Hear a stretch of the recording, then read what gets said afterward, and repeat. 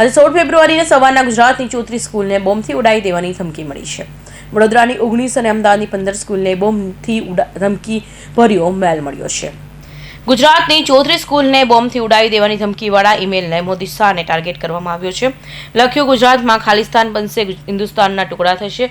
બોમ્બની ધમકી મળતા જ સ્કૂલોમાં વાલીઓ બાળકોને લેવા દોડી આવ્યા અને સૌના જીવે ટાળવા ચોટ્યા હતા. ફરી એક વખત બોમ્બથી થ્રેટ ઈમેલ અફરાતફરીનો માહોલ જોવા મળ્યો છે. વાલીઓ પોતાના નોકરી ધંધે નીકળી ગયા અને સ્કૂલોમાંથી ફોન આવતા ફફડાટમાં સ્કૂલે પહોંચ્યા. સ્કૂલમાં વાલીઓની ભીડ જોવા મળી હતી. પોલીસે અને બોમ્બ ડોગની સ્ક્વોડ દ્વારા તપાસ કરાઈ તો ફાયર બ્રિગેડની ટીમોને પણ સ્કૂલો પર મોકલી દેવાઈ હતી.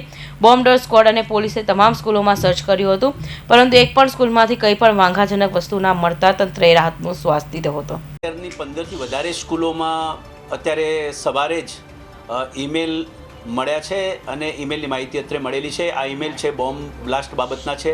અગાઉ પણ આ પ્રકારે 23મી જાન્યુઆરીએ આ પ્રકારના ઈમેલ મળ્યા હતા. આજે 15થી વધારે શાળાઓમાં આ પ્રકારના ઈમેલ મળ્યા છે તેવી અત્યારે જાણકારી મળી છે. તમામ શાળાઓને સૂચના આપવામાં આવેલી છે કે પ્રાથમિક દ્રષ્ટિએ તાત્કાલિક અસરથી 112 નંબર ઉપર કોલ કરી જાણકારી આપો.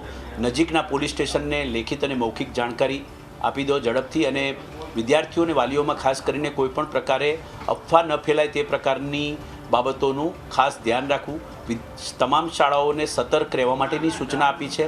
સાથે સાથે ખાસ કરીને જે સુરક્ષા પ્રોટોકોલ છે તેનું પૂરેપૂરું પાલન કરવા માટે તમામ શાળાઓને સૂચના આપવામાં આવેલી છે. આજરોજ અમદાવાદ શહેરની જુદી જુદી સ્કૂલોને અજાણ્યા ઈમેલ એડ્રેસ ઉપરથી મેલ મળેલા છે, જેમાં સ્કૂલોને બોમ્બ બ્લાસ્ટ કરવાની ધમકી આપેલી છે.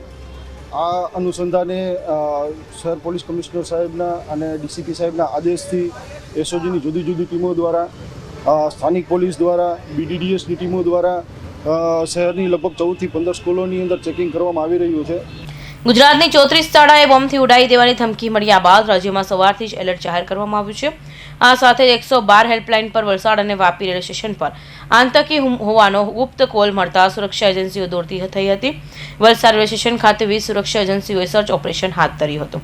કૌશિક પટેલનો report, Hind TV news, Surat.